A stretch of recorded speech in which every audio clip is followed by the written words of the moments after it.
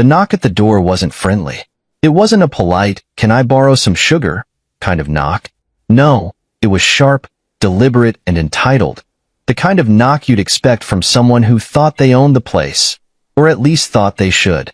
I stood in the hallway, staring at the door like it might bite me if I got too close. Something about that knock felt like a warning. But then again, when had my ex-wife Grace ever been subtle? I pulled the door open, and there she was. Grace. My ex dressed in designer clothes she likely couldn't afford, with sunglasses perched on her head like she was auditioning for a reality show no one wanted to watch. And beside her stood Daniel, the man she'd married after me, the man she'd left me for. His smirk was the kind that made you want to punch first and ask questions later. He didn't say a word at first, just looked me up and down like I was something he'd scrape off his shoe. Grace wasted no time. "Well, Thomas, aren't you going to invite us in?" I leaned against the doorframe, crossing my arms. "Depends. Did you bring a gift?" "That's usually what guests do." Her smile faltered for a fraction of a second, but she recovered quickly, turning her charm dial up to 11. "We're not here for pleasantries. We're here to discuss business." Daniel finally spoke, his voice dripping with mock sincerity. "Your father's estate. We have some rightful claims, and it's only fair we settle this like adults." "Rightful claims?" I couldn't help but laugh. "You're joking, right? Grace, you left me. You signed the divorce papers. And now you think you're entitled to my father's estate?" Grace stepped forward, her perfume overpowering as she crossed into my space. "Thomas, don't be unreasonable. You know how close I was to your father. He adored me." "Yeah, until he didn't," I interrupted. "Don't rewrite history just because you want a payday." Daniel's smirk grew wider, if that was even possible. "Listen, Tom." "It's Thomas," I corrected. "Only my friends call me Tom, and last I checked, you're not one of them." Daniel's jaw tightened, but he pushed on. "Look, this house is worth millions. Grace was part of this family for years, and as her husband, I think it's only right we discuss what portion of the estate belongs to her, and by extension, to us." The sheer audacity of the man was almost impressive. Almost. "You're not getting a penny," I said flatly, but before I could follow up with something less polite, another voice chimed in from behind me. "Well, this is a fascinating conversation," said Eleanor, my lawyer, stepping into view.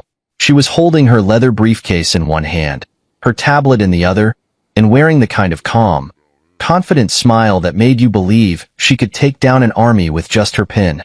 "Thomas, aren't you going to introduce me?" Grace's face fell, but Daniel was still smirking, though it had morphed into something more uncertain. "And you are?" he asked, his tone teetering between curiosity and annoyance. "Eleanor Price," she said smoothly, "Thomas's attorney. And you must be Daniel, the man who thinks he can waltz in here and lay claim to something that doesn't belong to him. You're even bolder than I imagined." "Attorney?" Grace repeated, her confidence cracking. "Why would Thomas need an attorney?" "Because unlike some people, I like to be prepared," I said, stepping aside to let Eleanor fully into the doorway. "And I had a feeling you'd pull something like this." Eleanor opened her briefcase, pulling out a folder thicker than a dictionary. "Your timing is impeccable," she said to Grace and Daniel. "Thomas and I were just going over the details of Mr. Harrison's will. You know, the one that explicitly outlines who does and doesn't have any legal claim to the estate." The color drained from Grace's face, but Daniel stepped forward, puffing out his chest like a rooster in a barnyard. "This isn't over," he said. "You can play the legal game all you want, but we have rights. We'll see you in court if we have to." Eleanor smiled sweetly, tucking the folder back into her briefcase. "Oh, I'm counting on it." Grace pulled Daniel back, her composure barely holding. "Come on, Daniel," she hissed. "Let's go." As they retreated down the driveway, Daniel threw one last glare over his shoulder. "This isn't the end, Thomas. We'll be back." Looking forward to it, I called after them. I closed the door and turned to Eleanor, who was already flipping through her notes. "Well, that was entertaining," she said. "But you'd better buckle up, Thomas. This is just the beginning." I nodded, feeling the weight of what was coming.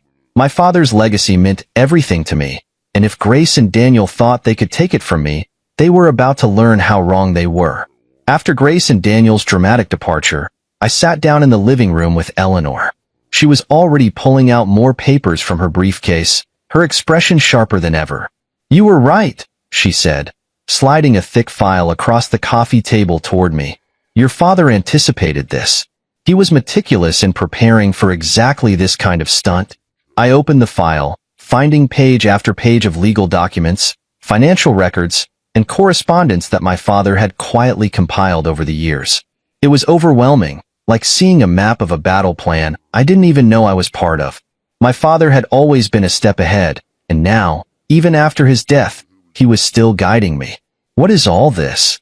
I asked, flipping through the pages. "Evidence," Eleanor replied, sitting back and crossing her legs. "Your father didn't just write a will. He built a fortress. Every clause, every contingency, it's all designed to protect his estate from people like Grace and Daniel. He knew they'd try something like this." My stomach churned. "You're saying he saw this coming?" Eleanor nodded. "From the moment Grace walked out on you, he started putting plans in motion. He suspected she was only with you for the money, and when the divorce happened, it confirmed his fears. Then, when Daniel entered the picture, your father became even more cautious. He didn't trust either of them." I leaned back in the chair, the weight of my father's foresight settling on my shoulders. "So, what's the plan now?" Eleanor tapped her pen against her notebook. "First, we're going to make sure the will stands exactly as your father intended. Second, we're going to expose Grace and Daniel for who they really are. And finally, we're going to ensure that everything your father worked for stays in the family." Her confidence was reassuring, but it didn't make the situation any less infuriating. Grace and Daniel weren't just greedy, they were shameless. My father had barely been gone long enough for the flowers on his grave to wilt, and they were already circling like vultures. "What do we have on them?" I asked, needing to know how strong our case really was. Eleanor's lips curved into a small, knowing smile. "Quite a bit, actually. Your father was very thorough. He hired private investigators to look into their activities after the divorce, and the results are damning." She pulled out a smaller folder and handed it to me. I hesitated for a moment before opening it. Inside were photos of Grace and Daniel meeting with various people, some of them lawyers, others unrecognizable. One picture showed them in a bank, holding what appeared to be documents. Another showed them in a dimly lit restaurant, speaking with someone who looked suspiciously like a private investigator of their own. "What am I looking at?" I asked, my throat dry. "Evidence of their attempts to contest the will before your father even passed," Eleanor explained. "They've been planning this for months. Daniel, in particular, has been aggressive in trying to find loopholes or weak points they could exploit." I stared at the photos, my blood boiling. Grace and I had shared years together. We weren't perfect, but I'd always believed that, at the very least, she cared about me once. Now it seemed like every moment of our marriage had been part of some larger scheme. "And the will?" I asked, trying to keep my anger in check. "How airtight is it?" "As airtight as it gets," Eleanor assured me. "Your father included a clause, what we call a no-contest clause. It essentially states that if anyone tries to challenge the will, they risk forfeiting their inheritance entirely. So if they fight this, they'll lose everything." A grim sense of satisfaction settled over me. My father hadn't just been cautious, he'd been brilliant. Grace and Daniel thought they could outsmart him, but they were about to learn just how wrong they were. "What's next?" I asked, closing the folder and looking at Eleanor. "Next," she said, standing up and gathering her papers, "we prepare for the reading of the will. That's when this will all come to a head. Grace and Daniel are going to think they've won, and when they do, we'll be ready to show them just how wrong they are." I followed her to the door, my resolve hardening with every step. This wasn't just about protecting my father's legacy anymore. It was about standing up to people who thought they could take whatever they wanted without consequence. As Eleanor stepped outside, she turned back to me. "One more thing, Thomas. Your father left you something. It's not in the will, it's separate. I'll bring it to you tomorrow before the reading. He wanted you to have it when the time was right." "What is it?" I asked, curiosity piqued. She smiled. "You'll see." I watched her drive away, my mind racing. Whatever my father had left me, I had a feeling it was going to change everything. Grace and Daniel thought they had this in the bag, but they didn't know what they were walking into. They didn't know who they were up against. The next morning, Eleanor arrived right on time, holding a small leather-bound journal and a sealed envelope in her hands. There was a weight to her expression, one that told me whatever she had brought wasn't just another piece of legal strategy. It was personal. "This belonged to your father," she said, handing me the journal first. "He kept it during his last year, knowing things were coming to a head." I took the journal carefully, running my fingers over the worn leather cover. My father, Richard, had always been a man of quiet reflection, preferring to write down his thoughts rather than voice them aloud. This journal felt like a part of him I hadn't seen before. "What's in it?" I asked. Eleanor gestured for me to open it. His thoughts, suspicions, and plans. But more importantly, the truth about Grace. I sat down at the kitchen table and opened the journal. The first few pages were filled with entries about my father's declining health, his concerns for the future, and his determination to protect the family's legacy. But as I turned the pages, the tone shifted. March 15th. Grace is not the woman Thomas thinks she is. She came into his life with ulterior motives, and while I hoped their love would be genuine, it's clear now that she was only ever after what she thought she could gain. I've been watching her closely, and the signs are all there. Secret phone calls, unexplained trips, and now, Daniel. I paused, the words cutting deeper than I expected. My father had known. He had seen what I refused to acknowledge during my marriage. Grace's betrayal wasn't just personal. It had been calculated. I turned another page. April 2nd. Daniel is dangerous. He doesn't care about Grace beyond what she can deliver. He's pushing her to secure access to the estate, to manipulate me while I'm vulnerable. I won't let them win. I've started documenting everything, leaving no room for doubt when the time comes.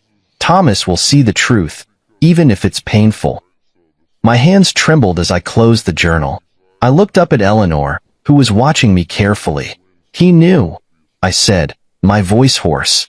"He knew about all of it." Eleanor nodded. "And he made sure you'd have the tools to fight back." She handed me the envelope next. I opened it to find a letter in my father's handwriting, addressed directly to me. "My dearest Thomas, if you're reading this, it means the battle has begun. Grace and Daniel have made their move, just as I knew they would. I'm sorry you have to face this, but I want you to remember one thing. You are not alone. I've given Eleanor everything she needs to ensure the truth comes to light. Trust her, and trust yourself. You're stronger than you think. As for Grace and Daniel, they've underestimated you, and me. They think this is about money, but they're wrong. This is about integrity, about protecting what truly matters. Inside the journal, you'll find evidence of their deceit, but there's more to come. The will is only the beginning. Watch closely, Thomas. The pieces are already falling into place. With love and faith in you, Dad, asterisk. I set the letter down, my chest tight with emotion. Even from beyond the grave, my father was guiding me, standing beside me as I faced the people who had tried to tear our family apart. "There's one more thing," Eleanor said, interrupting my thoughts. She reached into her bag and pulled out a USB drive. "Your father hired a private investigator. This drive contains surveillance footage and audio recordings, everything he uncovered about Grace and Daniel's plans." I stared at the drive, my anger simmering beneath the surface. "What did he find?" Eleanor sighed. "Meetings with lawyers to discuss contesting the will. Bank transfers that suggest Grace was siphoning money from your joint account during your marriage. And Daniel? He's been bribing people left and right, trying to dig up dirt on you and your father." I clenched my fists, the weight of their betrayal crashing over me like a wave. They hadn't just wanted to hurt me, they wanted to destroy everything my father had built. Eleanor placed a hand on my shoulder. "Thomas, this isn't just about defending the estate anymore. It's about showing them they can't get away with this." I nodded, a newfound resolve settling in my chest. "Let's make sure they don't." As Eleanor packed up her things, I picked up my father's journal again, flipping to a page I hadn't read yet. A single phrase stood out, written in bold, deliberate letters. "The truth always comes to light." I closed the journal, the words echoing in my mind. Grace and Daniel thought they could manipulate me, deceive me, and take what wasn't theirs. But they didn't realize that my father had left me more than an inheritance. He'd left me the strength to fight back. The reading of the will was tomorrow, and I was ready for whatever came next. The day of the will reading arrived, and the tension in the room was palpable. Grace and Daniel sat across from me at the long conference table, looking far too confident for my liking. Grace was dressed to the nines, her sharp smile a mask of smug superiority, while Daniel lounged beside her, exuding the arrogance of someone who believed he'd already won. Eleanor sat to my left, calm and composed as always, her legal briefcase perched beside her. Across the room, the executor of my father's will, Mr. Warren, adjusted his glasses and prepared to begin. As he opened the official documents, Grace leaned forward, her eyes practically sparkling with anticipation. "Let's get this over with," she said, her voice dripping with fake charm. "We're all here for the same reason." I didn't respond, choosing instead to glance at Eleanor. She gave me a subtle nod, a signal that we were ready for what was about to unfold. Mr. Warren cleared his throat. This will was written and finalized 6 months before Mr. Harrison's passing.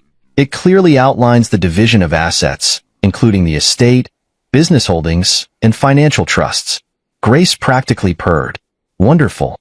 I'm sure Richard left instructions that reflect his affection for everyone involved." "Affection?" I muttered under my breath. Eleanor hid a smirk. Mr. Warren continued. "The initial division is as follows. The Harrison estate, including this property, is to be allocated 60% to Thomas Harrison and 40% to us," Grace interrupted, sitting back in triumph. "Exactly as I expected." But Mr. Warren raised his hand, stopping her mid-gloat. "Please let me finish. The 40% allocation is contingent upon the fulfillment of specific conditions outlined in the will. These conditions are detailed in an addendum added 3 days before Mr. Harrison's death." Grace's smile faltered. "What conditions?" Mr. Warren glanced at Eleanor, who took the opportunity to speak.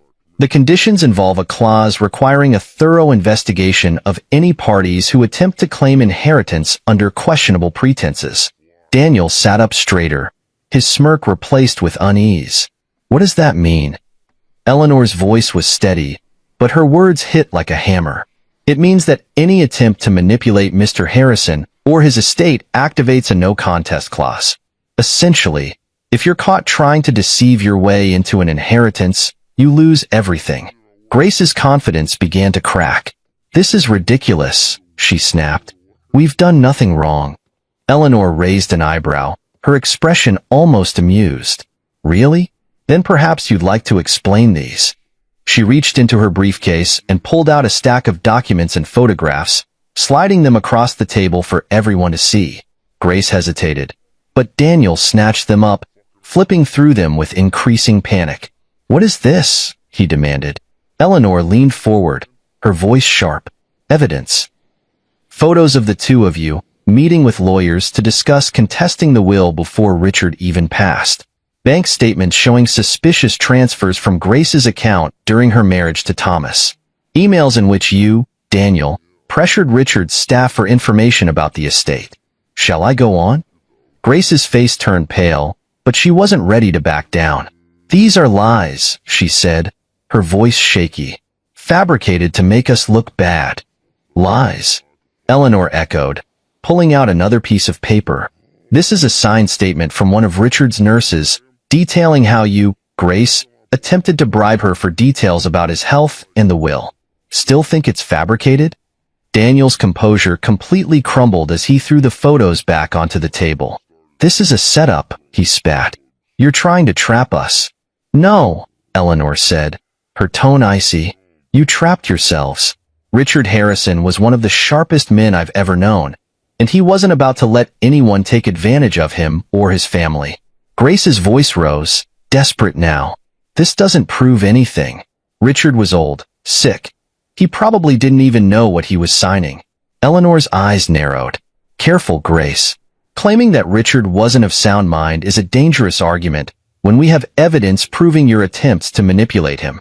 You'd only incriminate yourself further." Daniel stood abruptly, his chair scraping against the floor. "We're leaving. This is a waste of time." But before he could storm out, Eleanor dropped her final bombshell. "Leaving won't change what happens next. This evidence is already with the authorities, and any attempt to challenge the will from here on out will result in criminal charges." The room went silent. Grace's hands were trembling now, her carefully constructed facade in shambles. Daniel looked like he wanted to disappear, his earlier bravado nowhere to be found. I leaned back in my chair, finally allowing myself a small smile. "I warned you not to come here." Grace glared at me, her voice venomous. "You think you've won, don't you? This isn't over." Eleanor stood, collecting her papers with a calm efficiency that only made Grace's fury more pathetic. "Oh, it's over," she said. "You just haven't realized it yet." As Grace and Daniel slinked out of the room, I felt a weight lift off my shoulders. My father's plan was working perfectly. The truth was coming to light, and Grace and Daniel's greed had led them straight into the trap they deserved. I turned to Eleanor. "What's next?" She smiled, her confidence unshaken. "Next? We let them dig their hole even deeper. The courtroom is where this really gets interesting." I nodded, ready for whatever came next. My father had prepared me for this, and I wasn't about to let him down. The day of reckoning was finally here. The courtroom showdown where Grace and Daniel would meet the consequences of their greed. Eleanor and I arrived early, her briefcase practically brimming with the evidence my father had meticulously gathered. The courthouse buzzed with activity, and I could see reporters already circling outside, eager for a sensational story. Inside, the courtroom was filled with an audience of curious onlookers. Grace and Daniel sat at the defendant's table, their expressions a mix of forced calm and barely concealed panic. Grace was impeccably dressed, as usual, but the cracks in her composure were beginning to show. Daniel, on the other hand, looked like he'd aged a decade overnight. Their attorney sat between them, whispering hurried reassurances that didn't seem to help. I sat beside Eleanor, who looked as calm and collected as ever. "They're going to fight this," I whispered. "They can try," she replied with a faint smile. "But your father left no loose ends." The judge entered, and the room fell silent. After the formalities, the case began with the reading of the will. The initial terms were straightforward. 60% of the estate was allocated to me, while 40% was to go to Grace and Daniel, contingent on fulfilling specific conditions. Grace sat up straighter, her confidence briefly returning. But then Eleanor stood, her presence commanding the room. "Your Honor, we would like to introduce evidence related to the conditions of the will, as outlined in the addendum." Grace's attorney stood quickly. "Objection, Your Honor. This is irrelevant to the initial distribution of assets." The judge raised an eyebrow. "Overruled. Proceed, Ms. Price." Eleanor stepped forward, her voice steady and precise. "The conditions of the will include a no-contest clause. This clause states that any party attempting to manipulate Mr. Richard Harrison or his estate forfeits their claim entirely. We have evidence that the defendants, Grace and Daniel, engaged in such manipulation." Gasps rippled through the courtroom. Grace's attorney scrambled to object again, but the judge waved him off. "Let her continue." Eleanor approached the bench, handing over a stack of documents. These include bank statements, photographs, and signed affidavits detailing the defendant's actions. Notably, we have proof of bribery attempts, fraudulent financial activities, and premeditated plans to contest the will before Mr. Harrison's passing. The judge reviewed the documents, his expression darkening. Grace's attorney looked like he wanted to crawl under the table. Daniel leaned over to whisper something to him, but the attorney ignored him, clearly out of his depth. Eleanor continued, her tone sharp. "Furthermore, we have video evidence of Grace and Daniel discussing their plans. This includes a recorded attempt to bribe Mr. Harrison's nurse for information about his condition and the contents of his will." At that, Eleanor pulled out a USB drive and handed it to the court clerk. Moments later, the video played on the courtroom screens. Grace's voice filled the room, unmistakably conniving. "Once the old man's gone, we'll challenge the will. Daniel, you just have to keep pressuring him. He's sick. He'll cave eventually." Grace's face turned white, and Daniel's jaw clenched as murmurs spread through the room. The judge silenced the crowd with a sharp bang of his gavel. "Do you deny this is your voice, Mrs. Grace Mitchell?" Eleanor asked, her words cutting like a knife. Grace hesitated, then stammered, "Aye. It's taken out of context." Eleanor didn't flinch. "Would you like to hear more context? We have hours of recordings." The room erupted in whispers again, and the judge banged his gavel once more. "Order. Mrs. Mitchell, please answer the question." Grace glanced at Daniel, who offered no help, then back at her attorney. Finally, she slumped in her chair. "No," she muttered. "I don't deny it." That single admission sealed their fate. Eleanor wasn't done yet. "Your Honor, I would also like to present evidence of financial fraud committed by the defendants. These bank statements show that Mrs. Mitchell funneled money from her joint account with Mr. Harrison during their marriage, transferring funds to accounts under her maiden name. Mr. Daniel Mitchell was complicit in these actions." Daniel exploded. "That's a lie." Eleanor calmly slid another document across the table. "These records beg to differ, Mr. Mitchell. You see, Mr. Harrison was thorough. He hired private investigators who tracked every dollar and every meeting. Your lies and schemes are all laid bare." The judge leaned forward, his expression stern. "Do the defendants have any response to these allegations?" Grace's attorney stood shakily. "Your Honor, my clients respectfully decline to comment at this time." The judge nodded grimly. "Then we'll proceed." The courtroom was silent except for the occasional scribble of reporters' pens and the judge's deliberate flipping of documents. Grace and Daniel sat rigidly, their earlier bravado long gone. The walls were closing in on them, and they knew it. The prosecution called me to the stand. As I walked past Grace and Daniel, I caught the faint hint of desperation in Grace's eyes, a glimmer of the control she was rapidly losing. Daniel, however, wouldn't even look at me. "Please state your name for the court," the prosecutor began. "Thomas Harrison," I said, my voice steady. "Mr. Harrison, can you describe your relationship to the defendants?" I glanced briefly at Grace and Daniel before answering. "Grace Mitchell is my ex-wife, and Daniel Mitchell is her current husband." The prosecutor nodded. "And during your marriage, did you observe any behavior from Mrs. Mitchell that might indicate financial misconduct or manipulation?" I hesitated for a moment, not because I didn't know what to say, but because I needed to steady myself. "Yes," I said finally. "Grace often withdrew large sums of money without explanation. When I questioned her about it, she would dismiss my concerns or claim it was for household expenses." "Did these withdrawals continue after your divorce?" "They did," I confirmed. "I later learned she had accessed our joint accounts during the divorce proceedings, transferring money into private accounts under her maiden name." Grace's attorney stood abruptly. "Objection. This is speculative and irrelevant." The judge waved him off. "Overruled. The witness may continue." The prosecutor leaned in. "Mr. Harrison, are you aware of any actions taken by the defendants regarding your late father, Mr. Richard Harrison?" I nodded. "Yes. Grace and Daniel both attempted to manipulate my father in his final months. They visited him frequently, claiming to care about his well-being, but in reality, they were pressuring him for details about his will and estate." Gasps rippled through the audience, and I caught Grace shooting daggers at me with her eyes. Daniel shifted uncomfortably in his seat, his face pale. "Did your father ever share his suspicions about their intentions?" the prosecutor asked. I nodded again. "He did. My father was a cautious man, and he saw through their act. He even documented their attempts to manipulate him." "Can you elaborate on that documentation?" "My father hired private investigators to gather evidence. He collected photos, financial records, and even video recordings of their actions. He wanted to ensure his legacy was protected." The prosecutor approached the judge.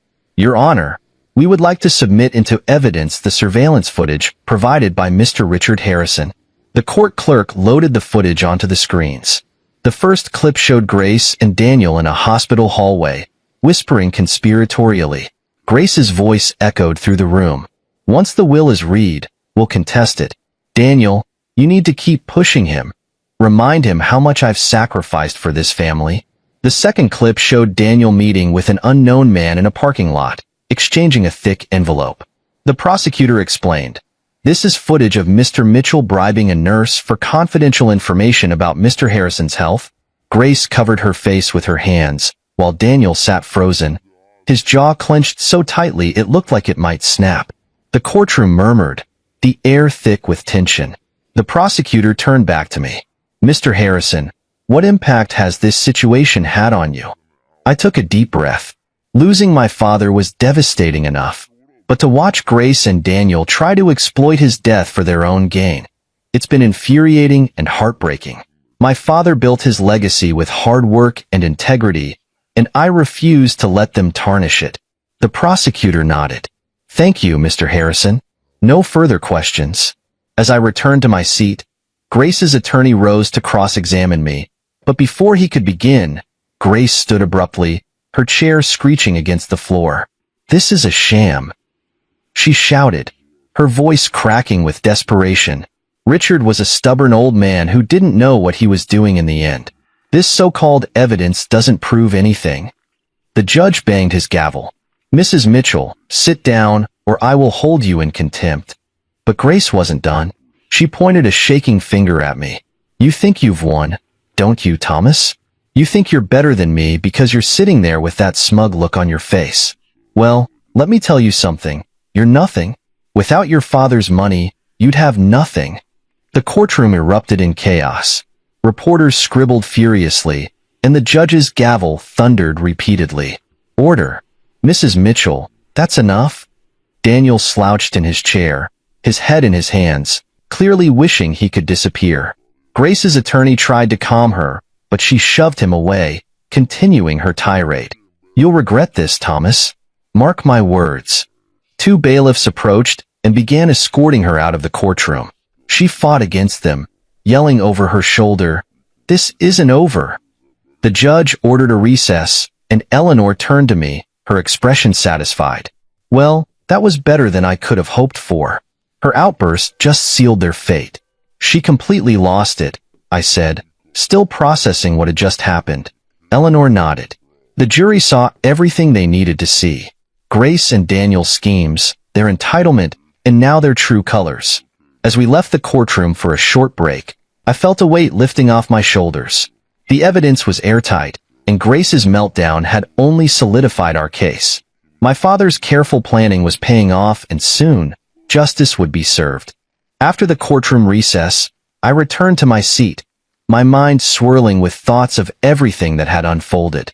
Grace's meltdown was still fresh in everyone's mind, her outburst having left the jury with no doubt about her true nature. Daniel's silence, his unwillingness to defend her or even himself, only further cemented their guilt. Eleanor sat beside me, calm and focused as ever.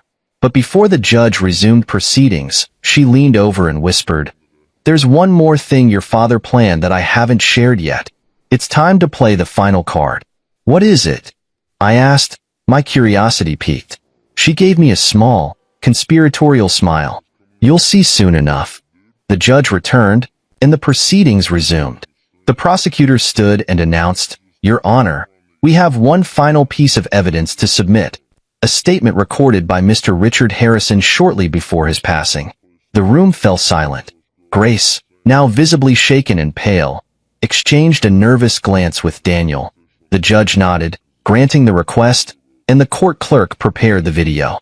The screen came to life, and there he was, my father. Richard Harrison appeared thinner and frilier than I remembered, but his voice was as firm and commanding as ever. He sat in his favorite leather chair, the bookshelves of his study framing him in the background. "If you're watching this," he began, "then my suspicions have been confirmed. Grace and Daniel have attempted to claim a part of my estate through manipulation and deceit. To them, I say this. Your greed has blinded you to the fact that this was never about money. It was about integrity, about the values this family was built upon." He leaned forward, his gaze sharp and unyielding. "Grace, you entered my son's life under false pretenses, pretending to care for him while secretly plotting your own gain. And Daniel, you saw an opportunity to exploit that and took it without a second thought. But you underestimated me. You underestimated my son. And now, The consequences of your actions are unavoidable. The courtroom was completely still as my father continued. To my son, Thomas, I leave not just my estate but the responsibility to uphold our family's legacy. Thomas, I know this has been difficult, but you've handled it with strength and dignity. I'm proud of you. He paused, his expression softening briefly before hardening again. To those who think they can take what doesn't belong to them, remember this. The truth always finds its way to the light. And when it does, you will have no one to blame but yourselves. The video ended, leaving the courtroom in stunned silence. Grace looked as if she'd been physically struck, while Daniel's head hung low, his defeat written all over him. The prosecutor stood again, his voice calm and resolute.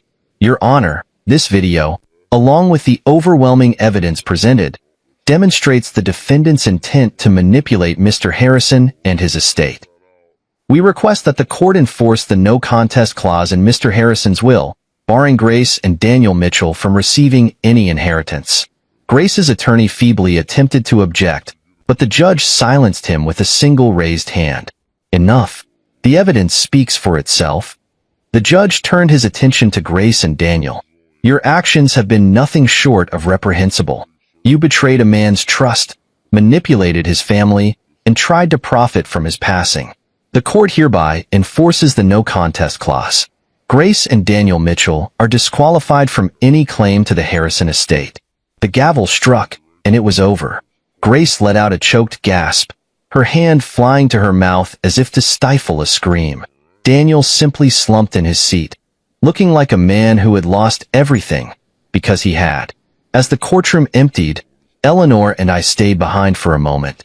She pulled out a sealed envelope from her bag and handed it to me. Your father asked me to give this to you once the case was resolved. I opened it carefully, revealing another handwritten letter. Thomas, if you're reading this, it means justice has been served. But this letter isn't about them. It's about you. I wanted you to know how much I believed in you, how proud I am of the man you've become. This fight wasn't just about protecting the estate. It was about ensuring you understood your worth and strength. In the desk drawer of my study, you'll find one last surprise. It's something I hope will help you move forward and continue building the legacy we started together. With love, Dad. My hands trembled as I read the letter.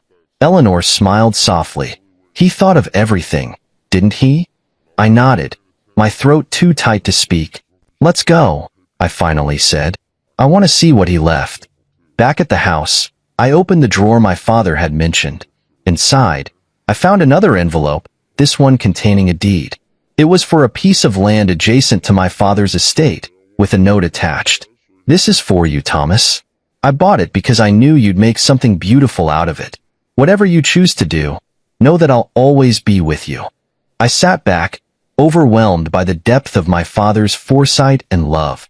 He hadn't just left me his estate. He'd left me a future, one filled with possibilities and the strength to move forward. That evening, as I stood in my father's garden, the weight of the past weeks finally began to lift. The roses he had planted swayed gently in the breeze, a reminder of his enduring presence. I thought of his words, the truth always finds its way to the light. It had, and now, it was time to rebuild. Not just for myself, but for the legacy my father had entrusted to me. The courtroom may have ruled in my favor, but the fallout from Grace and Daniel's actions was far from over. The media frenzy that followed was relentless, plastering their schemes and eventual downfall across every major news outlet. Reporters camped outside my father's estate, eager for quotes or sound bites, but Eleanor expertly shielded me from the chaos. Keep a low profile for now, she advised. Let the storm pass. You don't owe anyone your story. She was right. I had nothing to prove, but watching Grace and Daniel's public humiliation unfold brought a sense of closure I hadn't expected. A few days after the trial, I received a call from Eleanor. The DA's office has finalized the charges, she said. Grace and Daniel are facing multiple counts of fraud, conspiracy, and attempted bribery. Daniel's cooperation during the investigation might reduce his sentence, but Grace... She paused, her tone heavy. Grace could be looking at 10 to 15 years. I exhaled slowly, processing the weight of it all. Grace had always been manipulative, but I never thought she'd fall this far. Her desperation had blinded her to the reality of her actions, and now, she was paying the price. What about Daniel? I asked. He's agreed to testify against her, Eleanor replied. It's his best chance at a lighter sentence. Not exactly the loyal husband she thought he was. I almost laughed at the irony.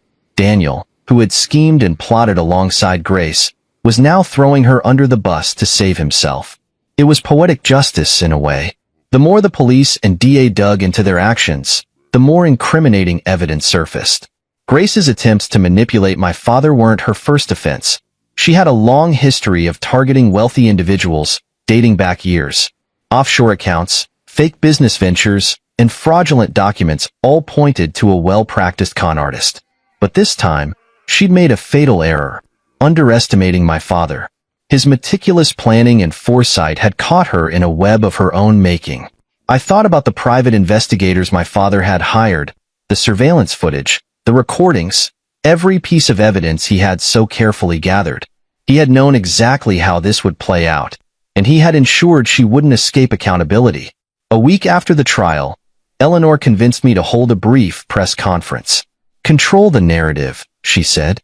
Show them you're moving forward. Standing in front of a crowd of reporters, I took a deep breath and began. My father was a man of integrity, a man who believed in justice and hard work.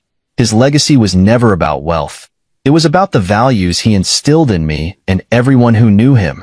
While recent events have been difficult, they've reminded me of the importance of protecting what truly matters: family, honesty, and resilience. I want to thank the court for ensuring justice was served and my father's wishes were honored. As for me, I plan to honor his legacy by continuing the work he started. I didn't take questions afterward. There was nothing more to say.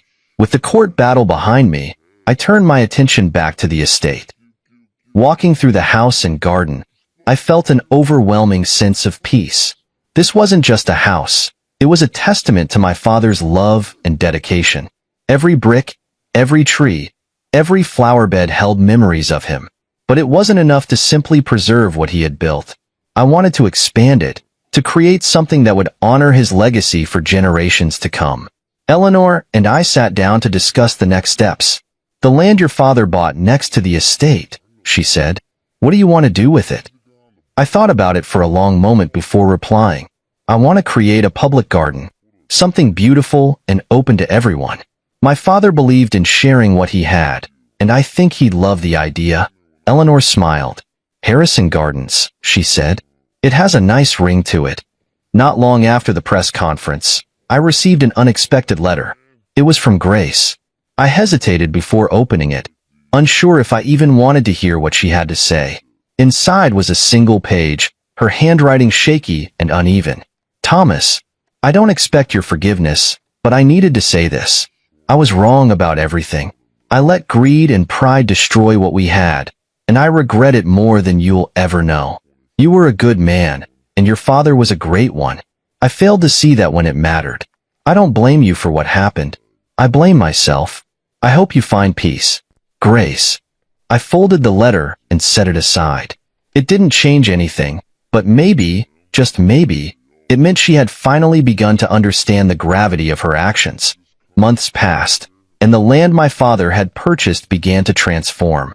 Harrison Gardens became a reality, a sprawling, vibrant space filled with the flowers and plants my father had loved so much. Visitors from all walks of life came to enjoy its beauty, and with every bloom, I felt a deeper connection to my father's spirit. Eleanor and Isaiah, my cousin, who had stepped in to help during the chaos, stood beside me during the grand opening. He'd be proud, Eleanor said, her voice soft. I hope so, I replied, looking out at the crowd. This is what he wanted.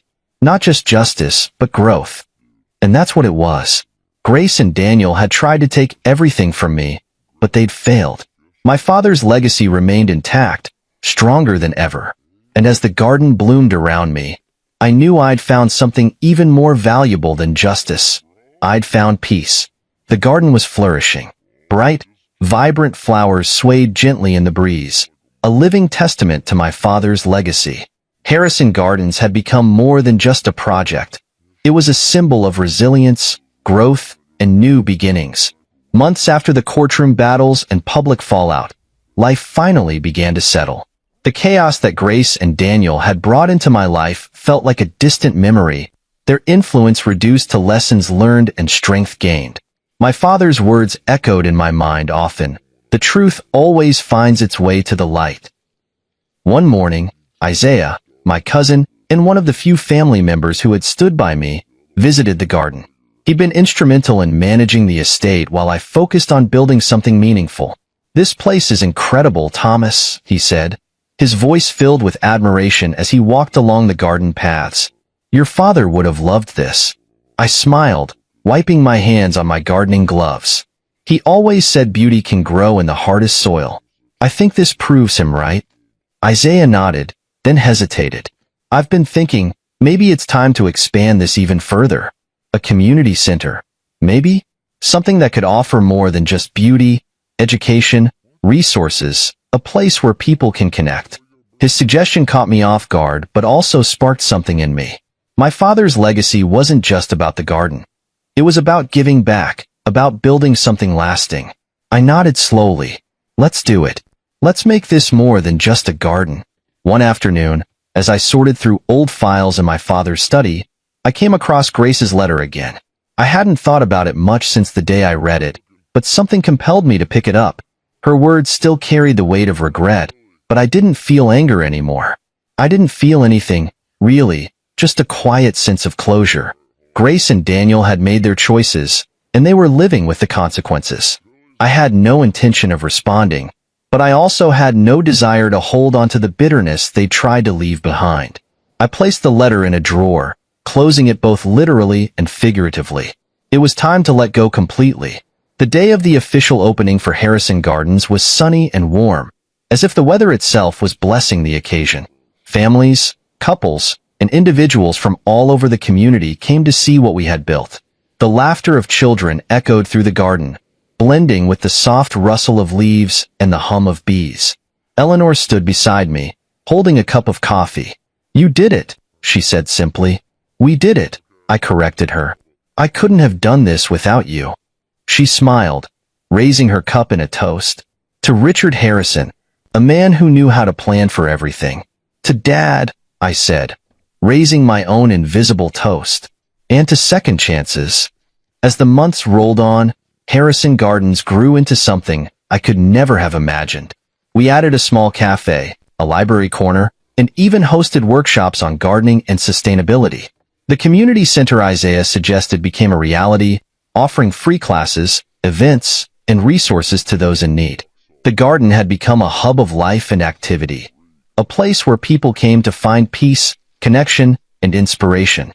It was everything my father would have wanted, and more.